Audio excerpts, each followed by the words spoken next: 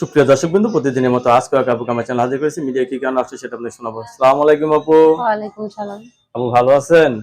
আর তো ভালো আছি কোন রকম। আচ্ছা, ভালো থাকলে ভালো। মনটা ভার কেন, কি হয়েছে? ভার ভারী তো, একটা ভালো মনের মানুষ পাইনি।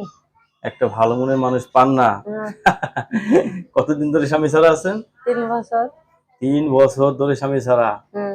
এই যে এখন বিয়ে বসতে চাচ্ছেন, আপনার ছেলে মেয়ে আছে তো? একটা ছেলে আছে। ছেলে বড় না ছোট? এই তো 7 বছর 6 বছর বয়স। 7 বছর চলতেছে। আপনার বাবা মা ভাই বোন কেউ আছে?